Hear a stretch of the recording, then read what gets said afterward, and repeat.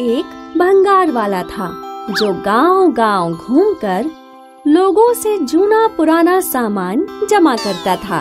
भंगार दे दो, जूना पुराना सामान दे दो, भंगार दे दो। गांव से भंगार जमा कर भीकू एक बड़ी भंगार की दुकान में जाकर सामान बेचकर पैसे कमाया करता था। भीकू के परिवार में उसकी पत्नी गीता और बेटा राजू था। तीनों एक साथ बहुत खुश थे। लेकिन एक दिन जब भीकू भंगार जमा कर रहा था तब उसे एक मच्छर ने काट लिया। इसके बाद भीकू बीमार हो गया और एक ही महीने में वो चल बसा। गीता के सिर पर तो मानो मुसीबत का पहाड़ ही टूट पड़ा था। अब उसे अपना और अपने बेटे राजू का पेट पालना था। इसी वजह से वो खुद गांव में भंगार जमाने निकल पड़ी। भंगार वाली, जूना पुराना सामान दे दो। बहन ये लो, इन टूटे हुए बर्तनों का क्या मोल दोगी? भैया 2 सिक्के। हाँ दे दो। अपने पति की तरह गीता भी गांव में घूम घूम कर जूना पुराना सामान इकट्ठा करके एक बड़ी दुकान में बेचा करती थी। इस तरह गीता ने अपने परिवार की भागदौड़ संभाली। लेकिन वो हर पल अपने पति के साथ बिताए हुए समय को ही याद किया करती थी। काश आप हमारे साथ होते। एक दिन गीता रोज की तरह भंगार इकट्ठा करने निकली। जब वो दोपहर को थक कर एक पेड़ के तले बैठी तो उसे कोई चीज चुभी। गीता ने वहाँ खोदा तो उसे वहाँ एक चिराग मिला। गीता ने चिराग साफ करना शुरू किया और तभी उस पुराने चिराग से एक जिन बाहर आया।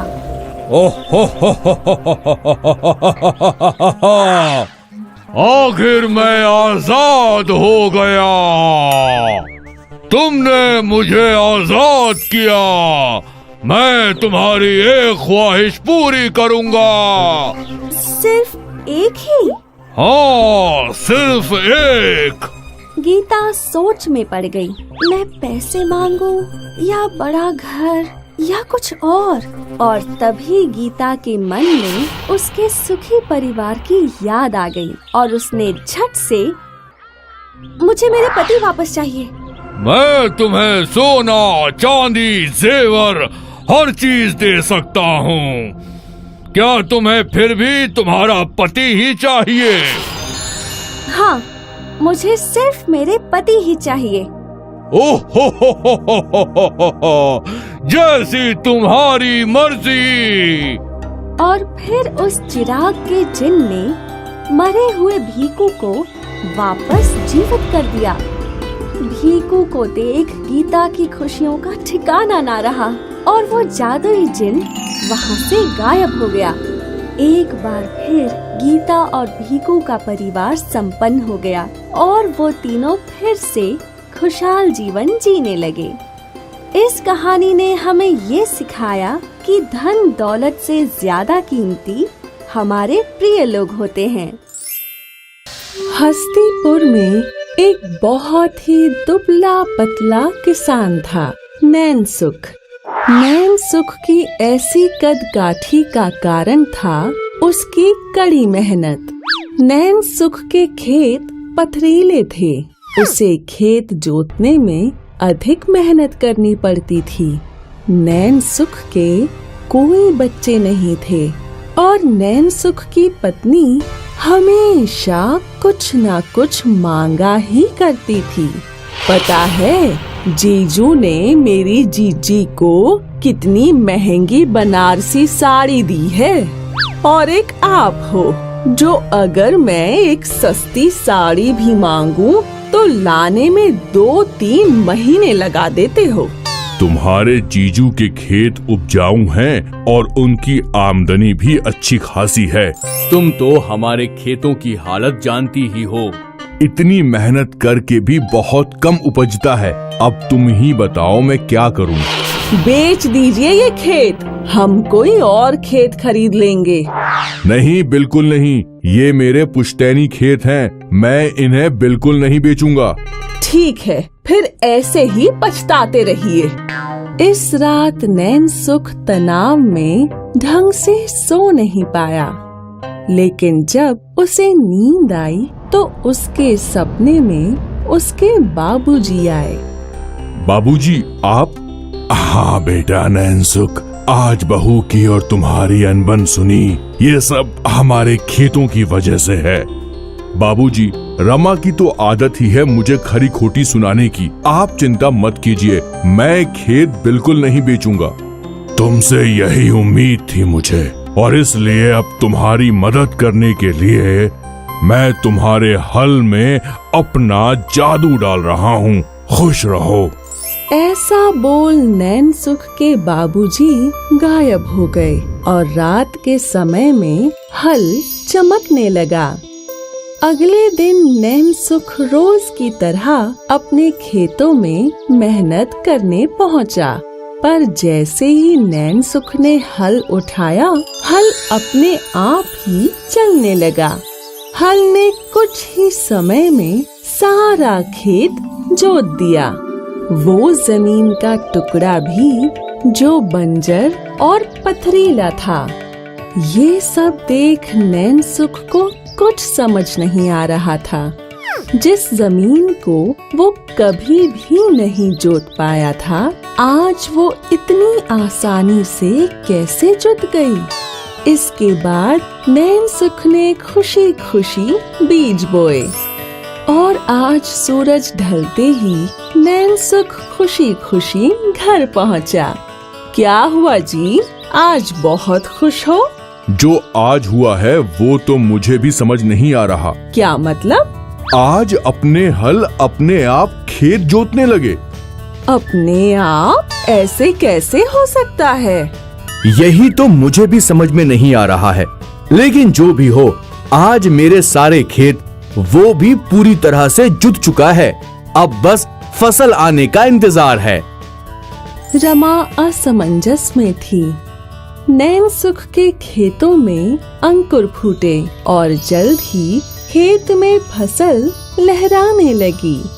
कुछ दिन बाद नैनसुख रमा को अपने खेत ले गया और खेत देखकर, हाय दैया, ये जमीन तो बंजर थी ना? थी, लेकिन अब नहीं है। लेकिन अब तक इसका कारण मुझे समझ में ही नहीं आया।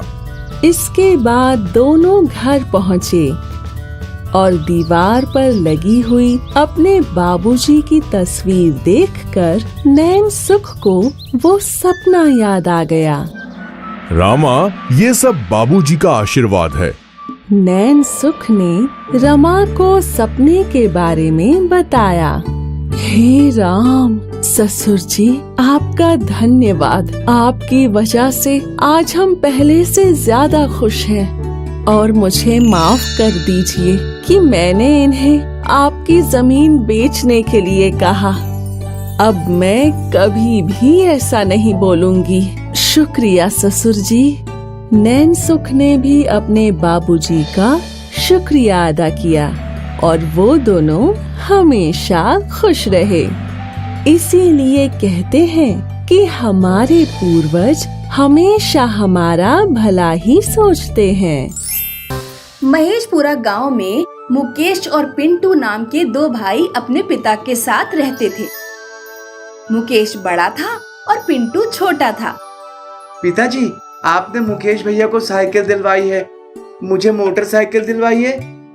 बेटा, साइकिल बहुत सस्ती चीज है और मोटरसाइकिल महंगी। मुझे कुछ नहीं पता, जब तक मोटरसाइकिल नहीं मिलेगी तब तक खाना नहीं खाऊंगा। पिंटू की जिद के आगे पिताजी को उसे मोटरसाइकिल दिलवानी पड़ती है। मुकेश का पढ़ाई लिखाई में मन नहीं लगता था। पिताजी मुकेश की शादी कर देते हैं। मुकेश खेती बाड़ी का काम संभालने लगता है। उधर पिंटू 12वीं पास कर लेता है। पिताजी, मैं पढ़ाई करने शहर जाऊंगा। बेटा, हमारे गांव में भी तो कॉलेज है। शहर में किराए पर कमरा लेगा, और भी खाने पीने का भी अलग से खर्चा होगा। पिताजी, मुझे कुछ नहीं पता, शहर जरूर जाऊंगा। फिर पिताजी को पिंटू की जिद के आगे झुकना पड़ता है। पिंटू पढ़ाई करने शहर जाता है, लेकिन शहर की चकाचौंध में पिंटू का पढ़ाई से ध्यान हट जाता है। वो दोस्तों के साथ बाइक पर मौज मस्ती करता, कभी सिनेमा हॉल में फिल्में देखने जाता, कभी दोस्तों के साथ पार्टी करता। 2 साल पिंटू ने इसी तरह मौज मस्ती करके बिता दिए। एक दिन पिंटू के पास मुकेश का फोन आया। पिंटू, पिताजी की तबीयत बहुत खराब है, तू जल्दी घर पर आ जा। मैं नहीं आ पाऊंगा, बहुत बिजी हूँ, तू ही सब कुछ संभाल। मुकेश बेटा, मेरा पिंटू से मिलने का बहुत मन कर रहा है। पिंटू घर नहीं लौटता और पिताजी की मृत्यु हो जाती है। एक दिन पिंटू का फोन आता है।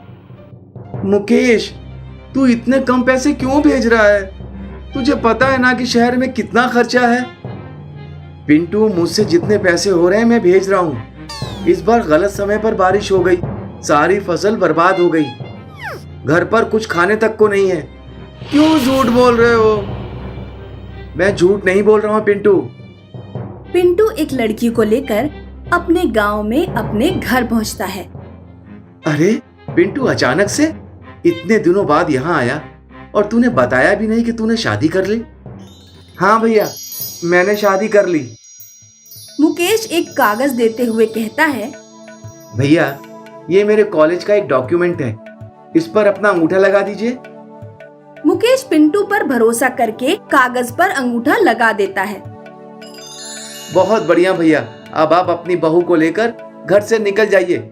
इस कागज पर इंग्लिश में साफ साफ लिखा है कि आप अपने घर, खेती बाड़ी सब अपने छोटे भाई पिंटू के नाम कर रहे हैं। ये तुम क्या कह रहे हो पिंटू? अब मेरा टाइम मत खराब करिए और अपनी पत्नी के साथ बाहर निकल जाइए। चलो रूपा। बेचारे मुकेश और रूपा रोड किनारे एक झोपड़ी डाल लेते हैं। अब हमारा खर्चा कैसे चलेगा? तुम चिंता मत करो, मैं जंगल से लकड़ियां काट कर लाया करूंगा और बाजार में भेज दिया करूंगा। अगले दिन मुकेश जंगल में लकड़ियां काटने जाता है। दोपहर तक लकड़ियां काटते काटते मुकेश को प्यास लगने लगती है। बड़ी गर्मी है, मेरा तो गला सूखा जा रहा है। मुकेश पानी की तलाश में जंगल में इधर उधर भटकने लगता है। उसे एक कुआं दिखाई देता है। मुकेश कुएं में झांक कर देखता है। कुएं में पानी तो नहीं होता, लेकिन कुएं से बहुत आकर्षक खुशबू आ रही थी। मुकेश कुएं में कूद जाता है। कुएं में एक चंदन का पेड़ था। मैंने सुना है चंदन की लकड़ी बहुत महंगी बिकती है। मुकेश चंदन के पेड़ से कुछ लकड़ियां तोड़कर बाजार में बेचने जाता है।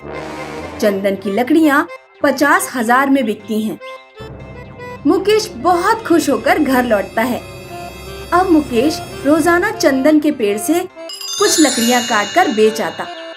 जल्द ही मुकेश ने बड़ा मकान, खेत और ट्रैक्टर खरीद लिया। उधर पिंटू को खेती बाड़ी करना आ ही नहीं रहा था, इसीलिए उसने अपना खेत बेच दिया। कुछ दिनों में खेत के पैसे खत्म हो गए। पैसे कमा कर लाओ, वरना मैं तुम्हें तलाक दे दूंगी। मुकेश के अमीर होने की खबर पिंटू तक पहुंचती है। एक रात पिंटू चुपके से मुकेश के घर के पास जाता है। मुकेश और मुकेश की पत्नी उस समय खाना खा रहे थे। पिंटू खिड़की से उन दोनों की बातें सुनने लगता है। आज हम जो भी हैं, जंगल में उस कुएं वाले चंदन के पेड़ की वजह से हैं। जंगल में एक बाबा मिले थे, उन्होंने मुझे बताया कि वो चंदन का पेड़ मायावी है। अच्छा, जंगल में कुएं वाला चंदन का पेड़। पिंटू जंगल में जाता है और घूमते घूमते उस कुएं तक पहुंच जाता है। वो रहा चंदन का पेड़। पिंटू कुएं में कूद जाता है, लेकिन चंदन का पेड़ गायब हो जाता है और पूरा कुआं पानी से भर जाता है। पिंटू को तैरना नहीं आता था और वो कुएं में डूबकर मर जाता है। राजस्थान के एक गांव में बलबीर सिंह नाम का एक ठाकुर रहता था। बलबीर सिंह की बड़ी बड़ी काली और घनी मूछें थीं। वह अपनी मूछों पर देसी घी लगाकर उन्हें खूब चमका कर रखता था। बलबीर सिंह जब भी अपने बाल कटाने और दाढ़ी बनवाने नाई की दुकान पर जाता तो नाई से कहता, सुनो, बाल काटना और दाढ़ी बनाना, लेकिन मूछ का एक भी बाल धोखे से मत काटना। मूछें हम ठाकुरों की आन बान और शान होती हैं। नाई ने बहुत संभल कर बलबीर सिंह की दाढ़ी बनाई, फिर भी गलती से मूछों का एक बाल कट गया। बलबीर सिंह ने नाई की खूब धुनाई की। बलबीर सिंह का पूरा ध्यान अपनी मूछों पर रहता था। वह काम धंधे की फिक्र बहुत कम करता था। सुनो जी, अब दिन भर मूछों पर ही ताव देते रहोगे या कुछ काम धंधा भी करोगे? कुछ ही महीनों में अनाज खत्म हो जाएगा। खेत पर जाओ और धान बो कर आओ। बुआई का मौसम चल रहा है। कुछ होश है अपनी मूछों के आगे या नहीं? पत्नी के कहने पर बलबीर सिंह ने जैसे तैसे चावलों की बुआई कर दी, लेकिन दुर्भाग्य से उस साल बारिश बिल्कुल भी नहीं हुई। गांव में सूखा पड़ गया और सारी फसल सूख गई। बलबीर सिंह के घर अनाज खत्म हो चुका था। उसका परिवार दाने दाने के लिए तरसने लगा। ठाकुर जी, किसी से जाकर कुछ रुपए उधार मांग लो, हमारे बच्चे रोटी के लिए रो रहे हैं। ठाकुर ने आज तक किसी से कर्ज नहीं लिया था, लेकिन इस बार परिस्थितियां ऐसी बनी हुई थीं कि बिना कर्ज लिए काम न चलता। ठाकुर गांव में निकल पड़ा। जिस डेयरी से वह देसी घी खरीदता था, उसके पैर वहीं रुक गए। डेयरी चलाने वाले लालाराम बनिए ने तुरंत भांप लिया कि आज ठाकुर की मूछों में वैसी चमक नहीं है। अरे ठाकुर साहब, क्या बात है? बाहर क्यों खड़े हो? अंदर आओ। इस महीने देसी घी नहीं खरीदोगे क्या?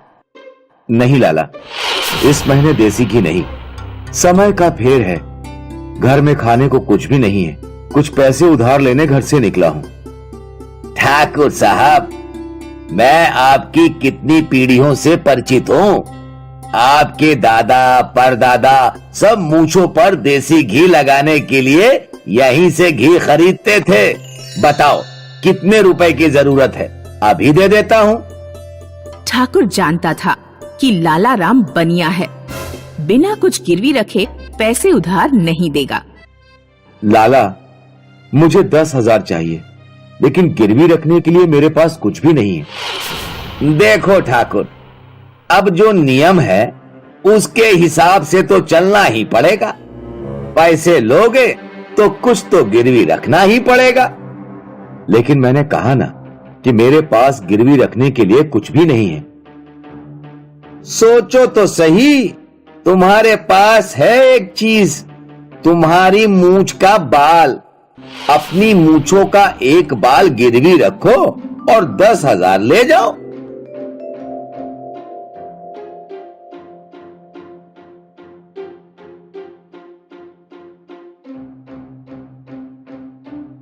ठाकुर बलबीर सिंह को पहले तो बहुत क्रोध आया, क्योंकि उसे अपनी मूछ का एक एक बाल अपनी जान से ज्यादा प्यारा था। लेकिन फिर उसने सोचा कि उसके पास और कोई रास्ता भी तो नहीं है। ठाकुर ने अपनी मूछ का एक बाल तोड़कर बनिए को दे दिया। बनिए ने वह बाल शीशे की डिब्बी में रखा और ठाकुर को 10,000 रुपए दे दिए। गांव का एक आदमी छुटकू ये सब देख रहा था। छुटकू भी कर्ज लेने निकला था। मूछ के एक बाल के बदले 10,000, ये तो बहुत बढ़िया सौदा है। छुटकू तुरंत लालाराम के पास पहुंचा और अपनी मूछ का बाल देते हुए बोला, लालाराम, ये लो मेरी मूछ के 5 बाल और मुझे 50,000 दे दो। जैसे अभी तुमने ठाकुर को एक बाल के बदले 10,000 दिए थे। भागो यहाँ से, मूछ मूछ में फर्क होता है। तुम्हारी मूछों के बदले तो मैं एक फूटी कौड़ी भी नहीं दूंगा। छुटकू को लालाराम की बात सुनकर बहुत दुख हुआ। ठाकुर की मूछें इतनी कीमती और मेरी मूछ के लिए फूटी कौड़ी भी नहीं। ठाकुर की मूछें साफ करनी पड़ेंगी। एक रात जब बलबीर सिंह गहरी नींद में सो रहा था, तो छुटकू उसके घर में घुसा और उसने चुपचाप उस तरह से ठाकुर की पूरी मूछें ही साफ कर दी। अगले दिन ठाकुर ने जब आईना देखा तो उसके प्राण सूख गए। अब भला ठाकुर बिना मूछों के कैसे जिंदा रह पाता। बलबीर सिंह आत्महत्या करने एक सूखे कुएं पर पहुंचा, लेकिन तभी कुएं से एक आत्मा बाहर निकली। बलबीर सिंह, मैं तेरा परदादा हूँ। इतनी जल्दी तू जीवन से हार मान गया? ये ले जादुई मूछें। जादुई मूछें? हाँ, इन मूछों को लगा ले। इन पर हाथ फेरने के बाद तू जो पहली बात बोलेगा वो सच हो जाएगी। लेकिन एक बात का विशेष ध्यान रखना, अगर तुम किसी इंसान पर जादू करोगे तो जादुई मूछों का जादू एक इंसान पर केवल एक ही बार होगा। बलबीर जादुई मूछ लगाकर घर पहुंचा। वह मूछों पर हाथ फेर कर बोला, 10 मिनट में मुझे 1 किलो देसी घी मिलेगा। कुछ देर बाद गांव का एक आदमी बलबीर सिंह के घर घी लेकर आया। ठाकुर, मेरे घर लड़के का जन्म हुआ है, इसी खुशी में देसी घी बांट रहा हूँ। ये तो चमत्कार हो गया।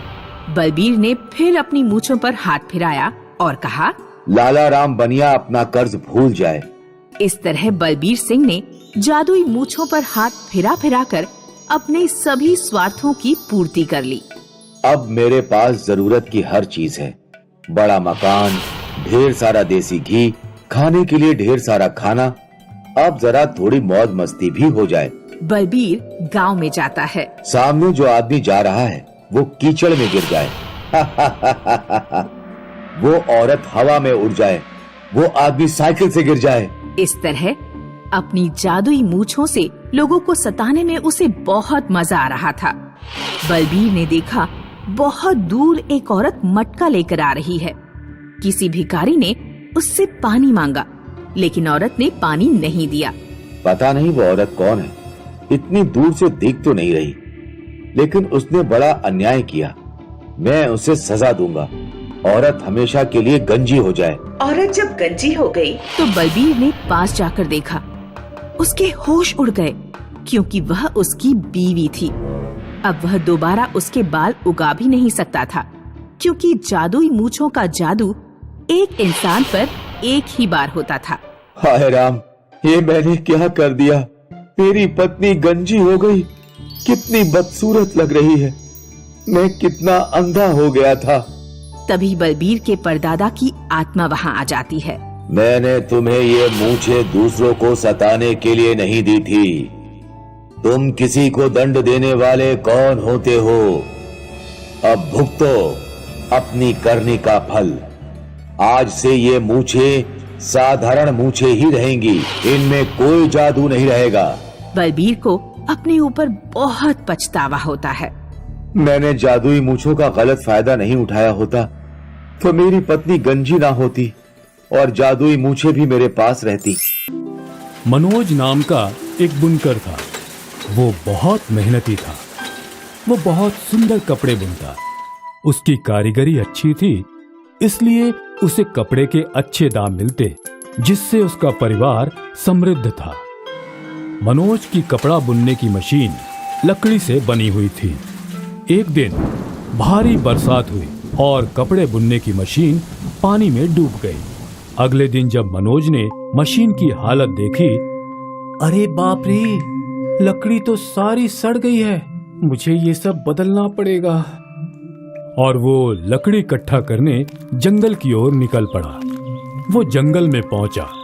मुझे एक बहुत मजबूत पेड़ ढूंढना होगा, जिसकी लकड़ियां भी लंबी और मजबूत हों। चलो उस ओर देखता हूँ। वो सभी पेड़ों को बारीकी से देखने लगा। नहीं, ये नहीं, इसकी लकड़ियां थोड़ी छोटी हैं। जंगल के भीतर उसे एक बहुत ही मजबूत पेड़ दिखा। ये बिल्कुल सही लग रहा है। इसकी लकड़ियां मोटी और लंबी भी हैं। चलो इसे ही काटता हूँ। वो पेड़ के नजदीक गया और जैसे ही उसने कुल्हाड़ी उठाई, रुको मानव। प्रणाम देव, आप यहाँ जंगल में? मैं वृक्षदेव हूँ। कई सालों से इस वृक्ष पे रह रहा हूँ। तुम इस वृक्ष को क्यों काटना चाहते हो? मेरी मजबूरी है। मेरी बुनाई की मशीन बारिश में खराब हो गई। उसे बनाने के लिए मुझे लंबी और मोटी लकड़ी चाहिए, जो इस जंगल में सिर्फ इसी पेड़ पे है।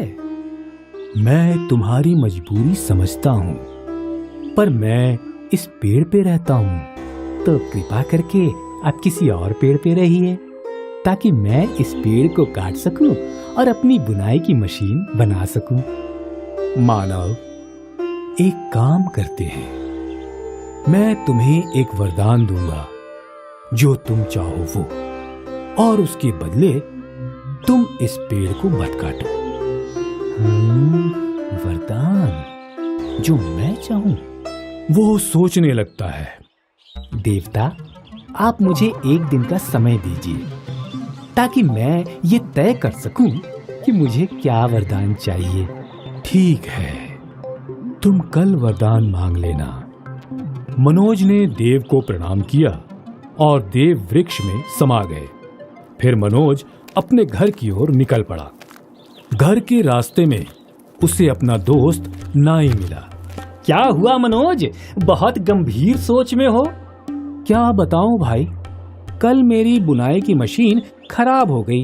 और मनोज ने अपने दोस्त को पूरा किस्सा सुनाया। और फिर, अब तू ही बता कि मैं क्या वरदान मांगू? तू एक राज्य मांग ले, खुद राजा बन जा और मैं तेरा मंत्री बन जाऊंगा। दोनों की जिंदगी मस्त हो जाएगी।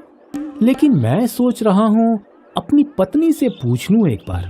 नहीं नहीं, बिल्कुल नहीं, वो जरूर तुम्हें कुछ गलत सलाह देगी। औरतों से बिल्कुल सलाह नहीं लेना। मेरी बात मानो और राज्य मांग लो।